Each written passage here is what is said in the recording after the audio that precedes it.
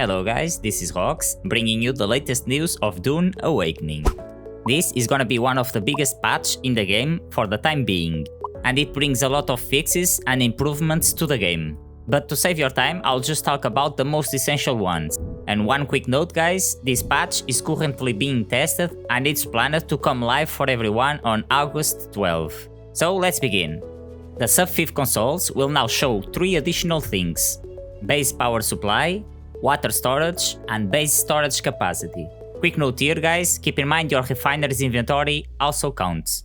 Ornithopters should no longer get stuck when the worm is roaming nearby. This is a huge win guys. From now on, we'll get a button that says deposit all for blood and water. As for the cisterns, we can do the reverse. We'll get a button to fill our containers instantly. This is a small detail, but makes everything much easier, and I'm sure everyone was waiting for this. Where Ornithopters collide against each other, it will now create an impulse to separate them. This is handy for 2 things.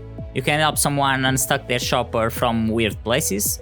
Don't ask me, sometimes people get in some situations. And also this will help with the carrier griefing. This means when people are surrounding the carrier with multiple shoppers, at least now it will have some time to breathe. From now on, when you touch the worm, when it's doing some animation, you will now die instantly. Same thing goes for your vehicle, it will instantly explode. So from now on, don't touch the worm. At the player exchange in Arakin or Arco Village, you can now search for your items using a search box. Huge time saver here guys. Plus the categories have been reorganized, so it's easier for you to browse in the exchange. The Solido Replicator, which is an item you can use to make an exact copy of your base, will now not only copy your base foundations, walls and roofs, but now it also copy everything inside, which means your refineries, storages, decorations, etc. Also I wanna leave a reminder here that you can sell and buy other people's blueprints in the player exchange. This means you can buy designs from other people.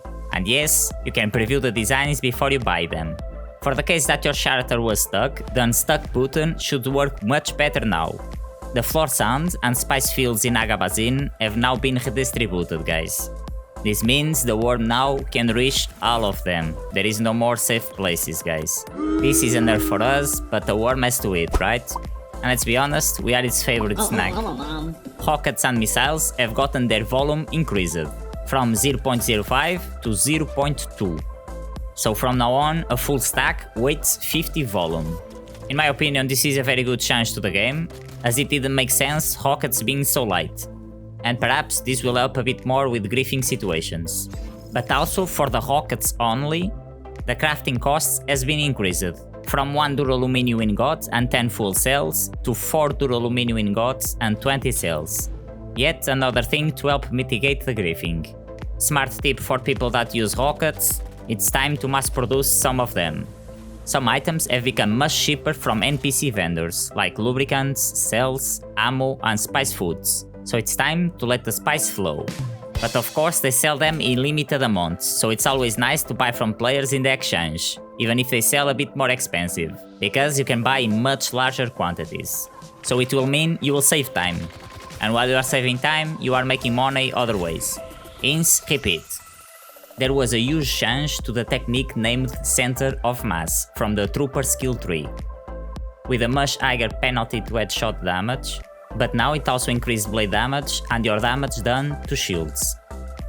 On the other way, the Marksman technique from the Mentat skill tree got buffed, as now it doesn't have any penalties, it's just pure headshot damage bonus. Now comes something that everyone will love: changes to vehicles durability.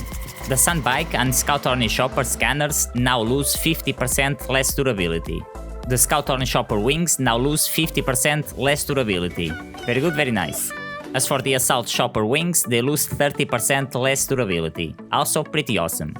The carrier will be 20% faster. Also nice. As for the vehicle's PSU and generators, they will be more noticeable in higher tiers. And the Assault and Carrier's thrusters, sorry I don't know how to say this word very well, were updated and now they increase the max vulture speed. So thrusters are OP.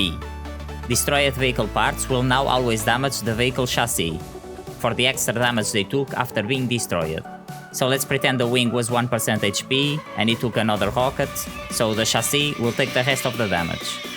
Sandworms in deep desert are now way more dangerous, having 50% chance to spawn close to you, giving you less time to react and get out of there.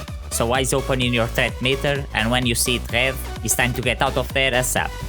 Tons of quality of life improvements to interface, combat animations, and audio sound effects.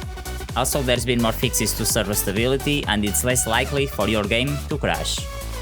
More rubber banding fixes when traveling between deep desert sectors, like A1 to A2, etc.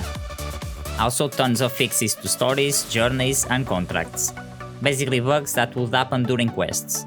Remember guys, this is planned to come out live for everyone on August 12. Please consider leaving a like and subscribe. Thank you for watching. Rox is out.